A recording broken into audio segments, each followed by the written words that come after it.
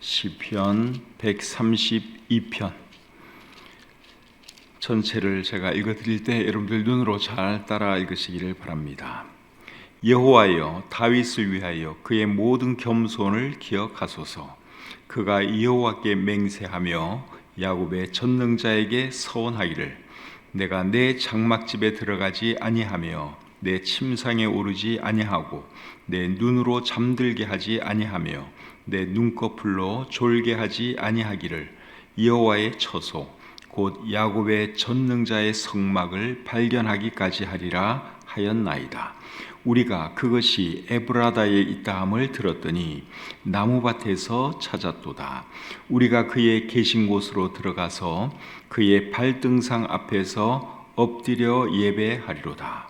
여호와여, 일어나사 주의 권능의 궤와 함께 평안한 곳으로 들어가소서. 주의 제사장들은 의를 옷 입고 주의 성도들은 즐거이 외칠지어다. 주의 종 다윗을 위하여 주의 기름 부음 받은 자의 얼굴을 외면하지 마옵소서.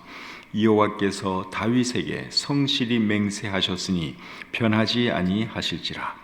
이르시기를, 내 몸의 소생을 내 왕위에 둘지라. 내 자손이 내 언약과 그들에게 교훈하는 내 증거를 지킬진대 그들의 후손도 영원히 내 왕위에 앉으리라 하셨도다. 여호와께서 시온을 택하시고 자기 거처를 삼고자 하여 이르시기를, 이는 내가 영원히 쉴 곳이라. 내가 여기 거주할 것은 이를 원하였음이로다.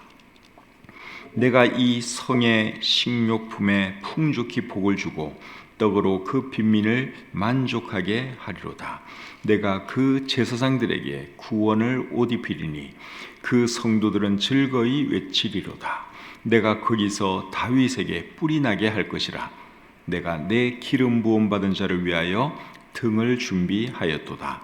내가 그의 원수에게는 수치를 옷 입히고 그에게는 왕관이 빛나게 하리라 하셨도다. 아멘.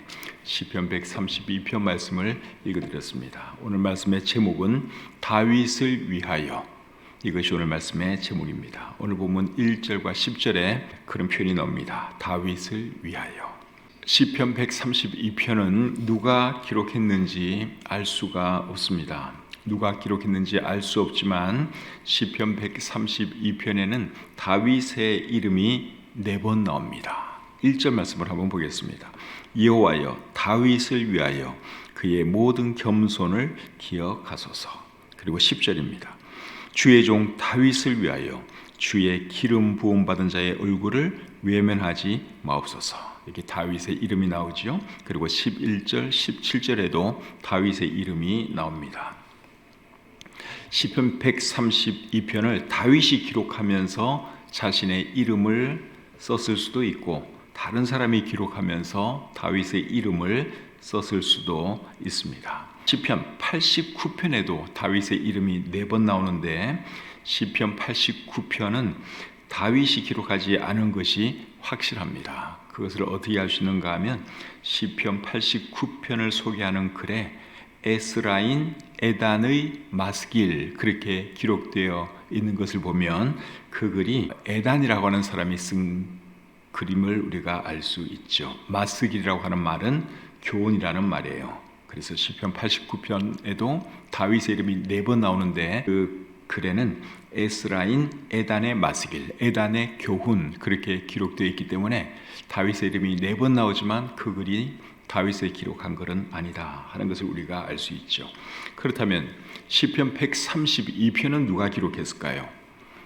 누가 기록했는지 정확하게 알 수 없지만 제 생각에는 다윗의 아들 솔로몬이 기록한 것이 아닌가 생각됩니다. 그렇게 생각되는 이유는 시편 132편에 나오는 글 중에 솔로몬의 글과 비슷한 것이 있기 때문에 그렇습니다. 8절을 한번 보겠습니다. 여호와여, 일어나사 주의 권능의 궤와 함께 평안한 곳으로 들어가소서. 이 말을 잘 기억해 놓으시고 그 다음에 역대하 6장 41절입니다. 여호와 하나님이여, 일어나 들어가사 주의 능력의 궤와 함께 주의 평안한 처소에 계시옵소서. 분위기가 조금 비슷하죠? 그런데 역대하 6장은 솔로몬이 기록한 글이거든요. 그래서 이렇게 보면 비슷한 글이 있습니다. 그 다음에 역대하 6장 42절 보겠습니다. 여호와 하나님이여 주의 기름 부음 받은 자에게서 얼굴을 돌리지 마시옵고 주의 종 다윗에게 베푸신 은총을 기억하옵소서 하였더라. 자, 이 말을 잘 기억해 놓으시고 오늘 본문 10절을 또 제가 읽어보겠습니다. 주의 종 다윗을 위하여 주의 기름 부음 받은 자의 얼굴을 외면하지 마옵소서. 분위기가 비슷하죠. 그런데 역대하 6장 말씀은 솔로몬 왕이 기록한 거거든요. 근데 거기에 있는 비슷한 글이 오늘 본문에 있는 것을 보면 어쩌면은 솔로몬 왕이 이 글을 기록했겠다 하는 생각을 우리가 할 수 있는 것이죠. 자, 이제 본문의 내용을 살펴보도록 하겠습니다. 1절입니다. 여호와여 다윗을 위하여 그의 모든 겸손을 기억하소서. 세번역 성경은 이렇게 되어 있습니다. 주님 다윗을 기억하여 주십시오. 그가 겪은 그 모든 역경을 기억하여 주십시오. 개역 개정판 성경에는 겸손이라고 되어 있는 말이 세번역 성경에는 역경이라는 말로 되어 있습니다. 다른 성경들을 제가 찾아보니까 고통, 괴로움 이런 말로 되어 있습니다. 다윗은 고통을 굉장히 많이 당한 사람이죠. 시편 132편을 기록한 분은 1절에서 다윗이 당한 고통을 기억해 달라고 하나님께 기도하고 있습니다. 2절부터 5절 읽겠습니다. 그가 여호와께 맹세하며 야곱이 전능자에게 서원하기를 내가 내 장막집에 들어가지 아니하며 내 침상에 오르지 아니하고 내 눈으로 잠들게 하지 아니하며 내 눈꺼풀로 졸게 하지 아니하기를 여호와의 처소 곧 야곱의 전능자의 성막을 발견하기까지 하리라 하였나이다. 이 말씀은 다윗이 하나님께 맹세하고 서원하는 내용입니다. 다윗이 어떤 맹세, 어떤 서원을 했는가 하면 여호와의 처소, 곧 야곱의 전능자의 성막을 발견하기까지 내가 잠을 자지 않겠습니다. 그런 맹세를 했습니다. 5절 말씀을 세번역 성경은 이렇게 번역하고 있습니다. 주님께서 계실 장막을 마련할 때까지 야곱의 전능하신 분이 계실 곳을 찾아낼 때까지 그렇게 하겠습니다 하였습니다. 다윗이 한 맹세와 서원은 뭔가 하면 하나님의 법궤 둘 곳을 마련할 때까지 내가 잠을 자지 않겠습니다 하는 것이 다윗이 하나님께 한 맹세이고 서원입니다. 이 말은 진짜 잠을 안 자겠다 그 말은 아니고 그만큼 열심히 법궤에 둘 곳을 제가 마련하겠습니다. 그런 뜻이죠. 6절 말씀 보겠습니다. 우리가 그것이 에브라다에 있다함을 들었더니 나무밭에서 찾았도다. 여기서 말하는 그것은 법궤를 말하는 것입니다. 우리가 그것이 에브라다에 있다함을 들었다 그랬는데 이 말은 우리가 그 말을 에브라다에서 들었다 그 말입니다. 그리고 나무밭에서 찾았다 그랬죠. 이 말은 야일의 밭에서 찾았다 그 말입니다. 세번역 성경은 이렇게 번역을 하고 있습니다. 법궤가 있다는 말을 에브라다에서 듣고 야알의 들에서 그것을 찾았다. 법궤는 20년 동안 기럇 여아림이라고 하는 곳에 있었죠. 그 말씀이 사무엘상 7장 1절과 2절에 나와 있는데 한번 읽어드리겠습니다.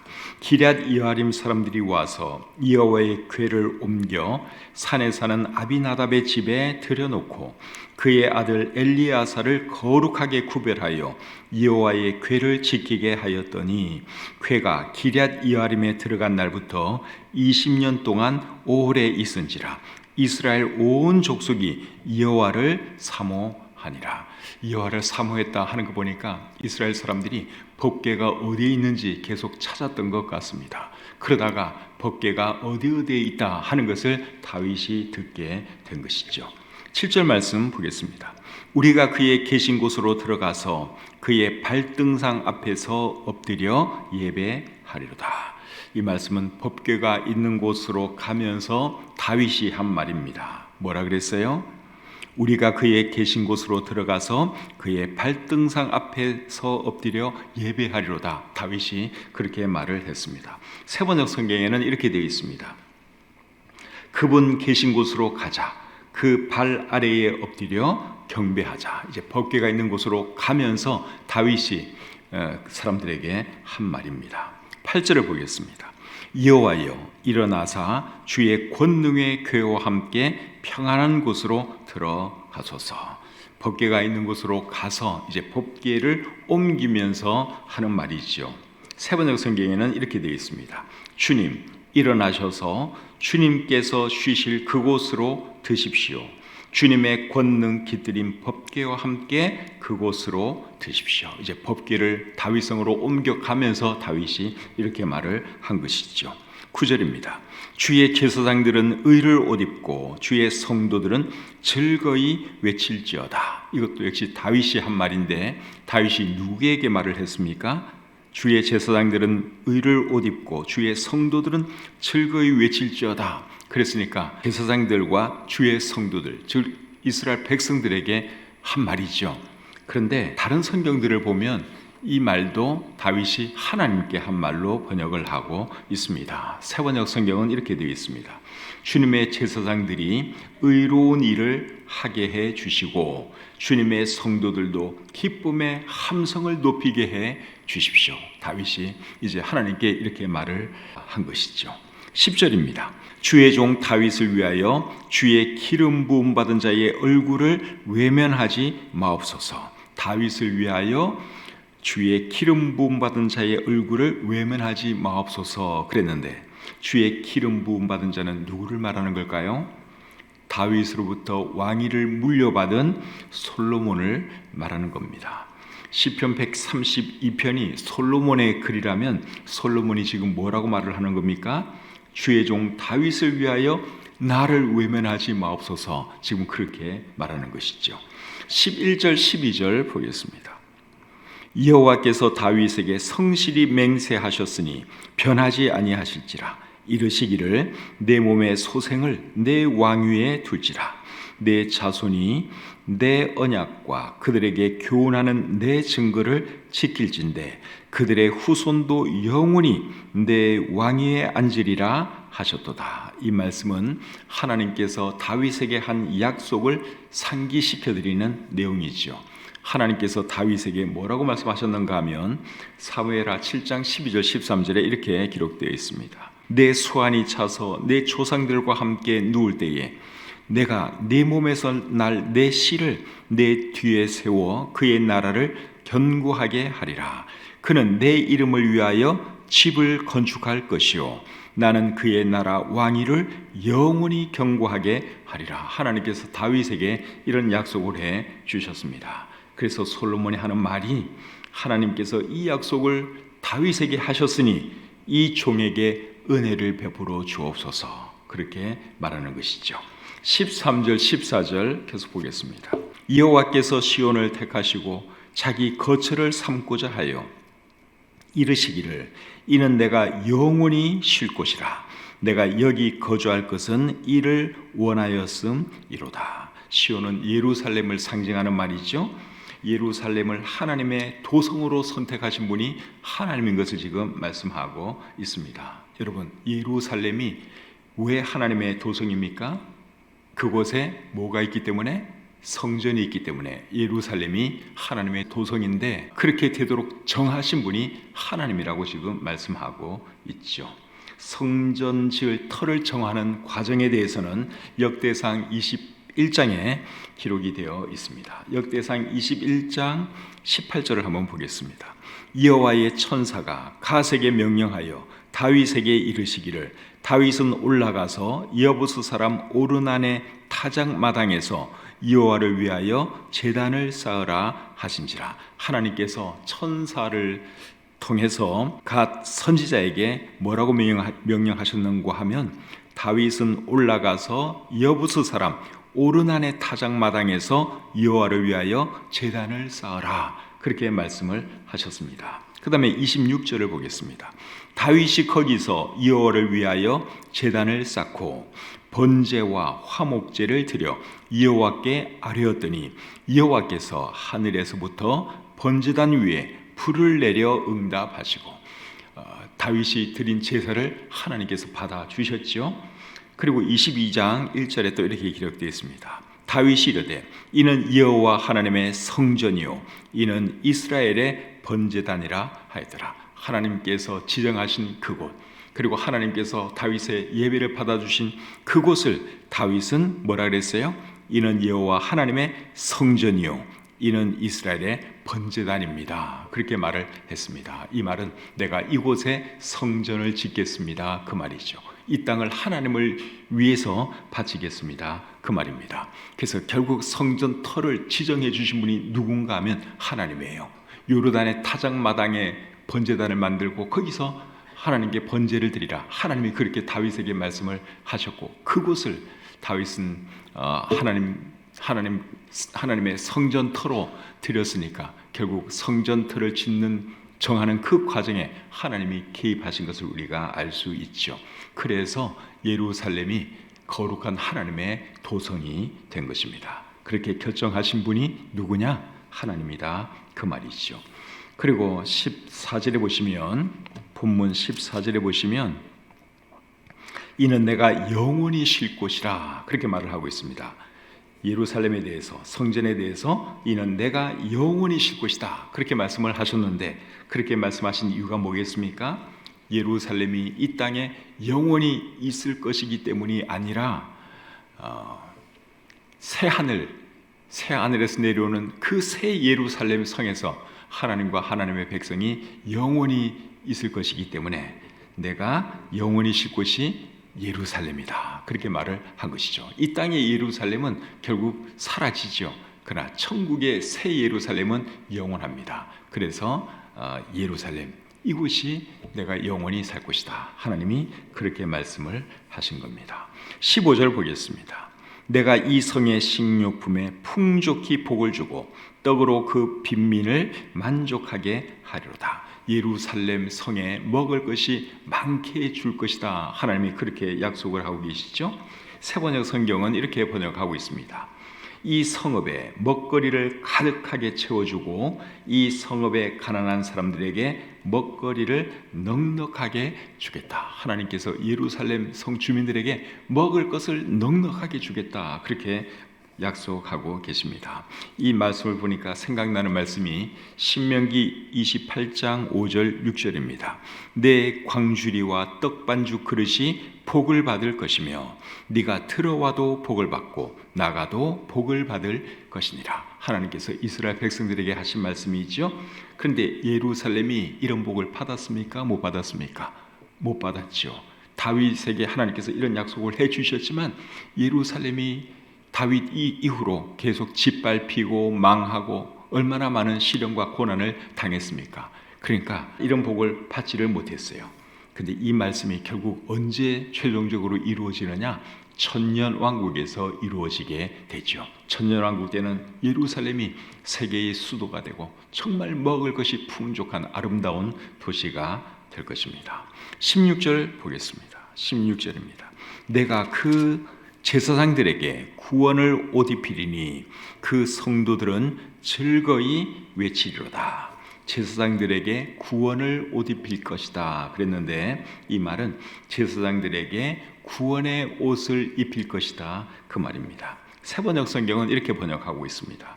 제사장들로 의로운 일을 하게 하고 성도들은 기쁨의 함성을 지르게 하겠다. 이 말씀도 최종적으로 어디에서 이루어질까요?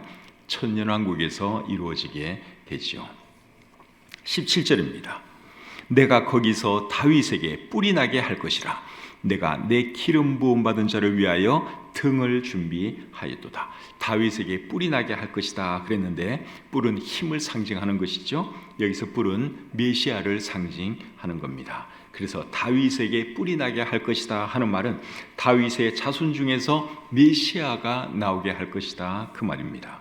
그리고 내 기름 부음 받은 자를 위하여 등을 준비하였다 그랬는데, 이 말은 메시아를 위하여 등불이 꺼지지 않게 하겠다, 그의 통치가 계속되도록 하겠다, 그 말입니다. 이 말씀도 언제 최종적으로 이루어지느냐? 천년왕국에서 이루어지죠. 예수님께서 그때는 예루살렘에서 이 세상을 통치하시게 됩니다. 17절에 보시면 내가 거기서 그렇게 말하고 있는데 여기서 말하는 거기는 어디입니까? 천년왕국 그때를 말하는 것이죠. 18절을 보겠습니다. 마지막 구절입니다. 내가 그의 원수에게는 수치를 옷 입히고 그에게는 왕관이 빛나게 하리라 하셨도다. 여기서 그는 누굴까요? 여기서 그는 다윗의 자손으로 오실 메시아를 말하지요. 메시아의 원수들은 수치를 당할 것이고 메시아의 왕관은 빛이 날 것이다 그랬는데 메시아의 원수들은 메시아를 거부한 사람들을 말합니다. 그리고 메시아의 왕관은 빛이 날 것이다 그랬는데 이 말씀은 메시아가 만왕의 왕, 만주의 주로 오실 것을 말씀하는 내용이죠.